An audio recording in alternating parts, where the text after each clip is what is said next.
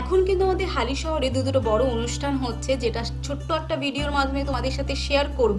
তো hello friend, welcome back to my new mini video. আজকে আবারও হাজির হয়েছে তোমাদের সাথে অন্য একটা ভিডিও শেয়ার করার জন্য।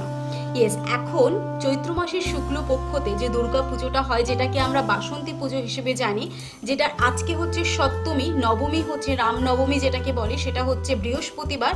এখানে সেই পুজোটাই কিন্তু বেশ অনেক বছর ধরে চলছে। তো সেখানে ঠাকুর দেখার পরে সোজা চলে গেছিলাম স্থানীয় সঙ্গীতে। কেন?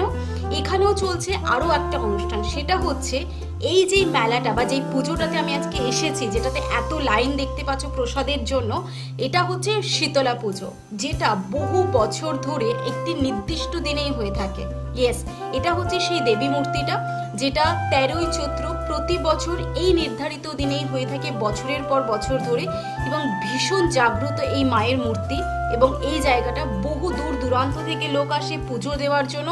এবং বিকেলে এত যে লাইন দেখতে পাচ্ছ, সেটা হচ্ছে প্রসাদ গ্রহণের জন্য। সামনে একটা মাঠ আছে, যেখানে অনেক বড় একটা মেলা হয়, 7 দিন ধরে মেলা চলে। আর এবছরও তো আরো বেশি একটা জাঁকজমট করে হচ্ছে মেলাটা, তার কারণ এবছর কিন্তু একদমই বৃষ্টি নেই। প্রতি বছরে এই দিনটাতে মোটামুটি একটু ঝড় বৃষ্টি হয়, বাট এবছর সেরকম কোনো কিছু নেই বলে বেশ জমজমাট হয়ে উঠেছে এবং খুব সুন্দর হয়ে উঠেছে মেলাটা। তো তোমরা কারা কারা এসেছো, কারা কারা আসতে চলেছো, অবশ্যই নিচে কমেন্ট সেকশনে জানাতে ভুলবে না। ভিডিওটি ভালো লাগলে লাইক শেয়ার অবশ্যই করো। হালিশহর থেকে যারা যারা দেখছো, তারা তো অবশ্যই সাবস্ক্রাইব করে দেবে আমার চ্যানেলটিকে।